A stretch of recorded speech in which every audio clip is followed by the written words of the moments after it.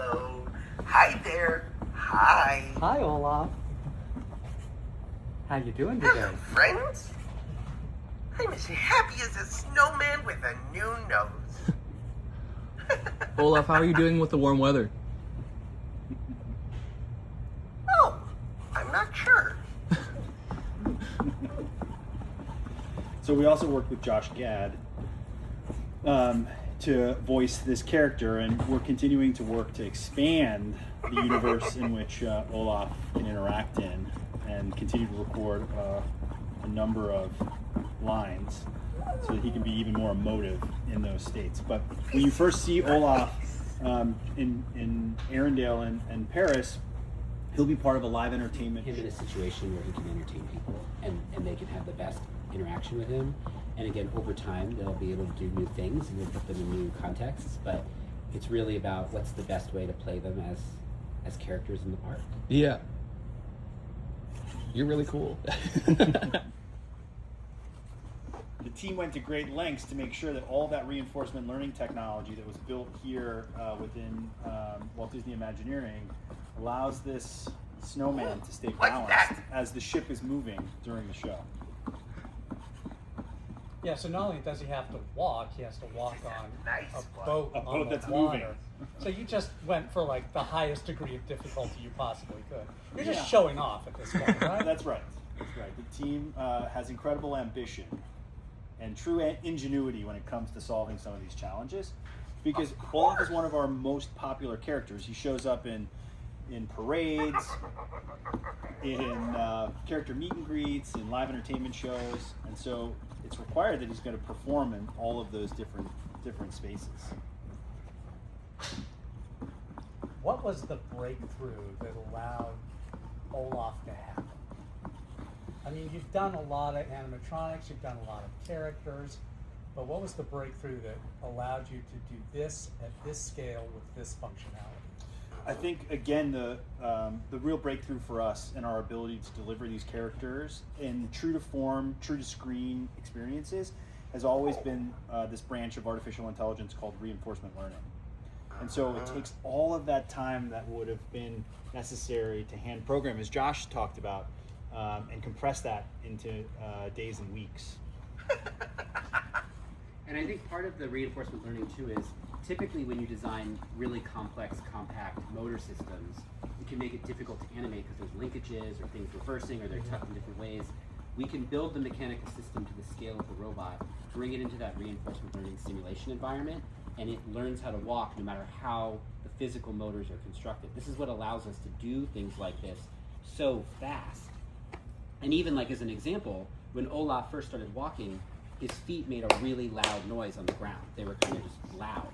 And so we could go back into the reinforcement learning model and actually give rewards for walking quieter, and he could learn how to step more quietly. And so we were able actually to reduce the sounds of his footfalls through reinforcement learning without changing any of the hardware, which again, that's something that was never possible before. Tell me a little bit about the idea of rewarding him for learning, because I'm assuming you're not handing him, snacks. It's like the you would if you're computational equivalent training. of handing snacks. I mean, True what we is. literally do is you take a full 3D physics simulation of the robot, of the motors, the wires, the bolts, the screws.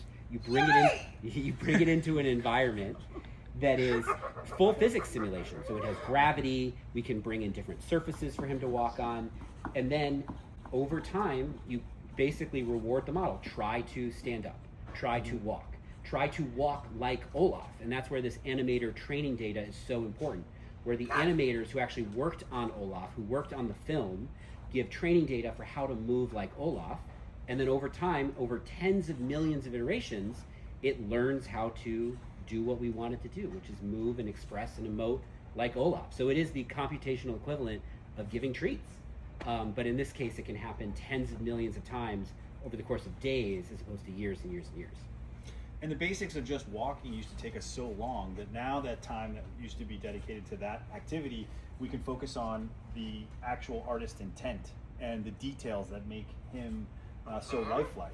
And part of what I think is really magical about Olaf, obviously, is he's always looking to try and make eye contact with you. And as adults, or even as kids, that is incredibly taxing on this actuator that's in his neck.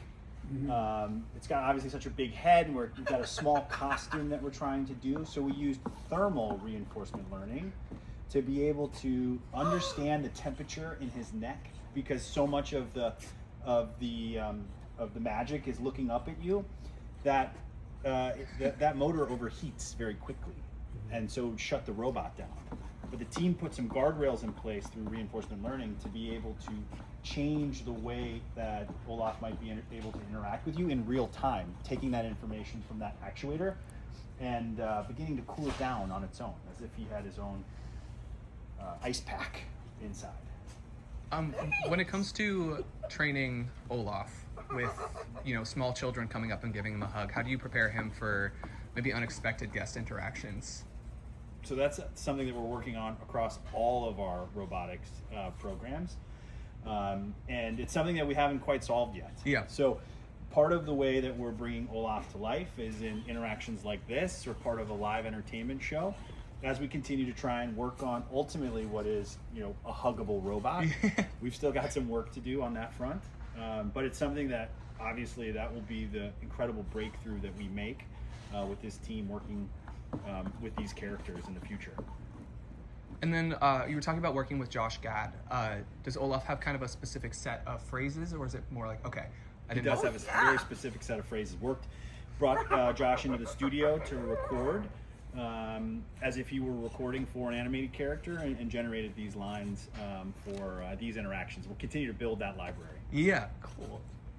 He is very huggable. Like, it's He taking does. everything in my body to just be like, hug. Go in there. How much does stuff that's happening just kind of autonomously, where he's reacting to an environment? So there are two ways that Olaf's controlled today. One, through an operator like Dawson, who has control, and the beauty of that is that there's improvisational skills that come to life. And then the other is that he'll be time coded, just like our animatronics are, where it'll be part of a show in which he'll interact with other aspects of that performance in sync with that, as if he were part of an overall live entertainment show. And those are the two primary ways that our robots interact with guests. Do you guys find yourself being like emotionally attached to a small robot like this? Because I'm having a tough time like even separating the fact that he's just skeleton under there. So when we actually, it was surprising to see, but when we did this, and I don't know if you remember when we were in Paris, but when we debuted him for the very first time, people were visibly moved when they first saw him in person, because he is so lifelike. So it does, you become emotionally attached. My heart, and that probably shouldn't melt. And I think too, it speaks to the kind of people that we have here at Imagineering, at Imagineering Research and Development, and Disney Research. We have truly world-class roboticists, mechanical engineers, electrical engineers, software engineers, creative writers, costumers, prop makers, who all work to bring Olaf to life, but they all uniquely care about making a character that makes people feel. And I think that's what differentiates Disney in the robotic space from truly anyone else, is we don't start with how do we make a robot, we start with how do we bring a character to life, a character that makes you feel, that tells a story, that lives in our world the way you would expect them to from the film. And that's what's so special about this Imagineering team, both here and in Florida and in Zurich, that brought him to life, is that commitment to him as a character first and to the guest experience first. No, obviously, Olaf makes perfect sense with both World of Frozen opening in Hong Kong and opening now at Disney Adventure World. Do you guys have any dream characters you'd love to bring to life in the same way? So I think we've got a long legacy and history of bringing interesting robotic characters to life, and I think what's changed recently is our ability, to develop the quality of these robots at an incredibly fast time frame. But now, rather than just making them available to be on stage as one-offs, you can expect to see a whole suite of characters from our biggest franchises that all can interact with one another in the future. So nothing to talk about yet, but we're excited about the potential for a whole suite of new characters coming out. to a Wow! park near you soon. Looking forward to meeting some friends, right? Woo! Oh my gosh, my heart is melting. He's so cute. You guys want me to capture it? Bye! Olaf, do you sing any other songs? Nope!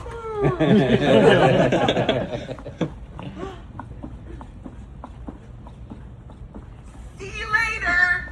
Bye, Olaf. Bye. Bye now. See you in Paris. Enjoy your flight. Have fun in Arendelle! Will do.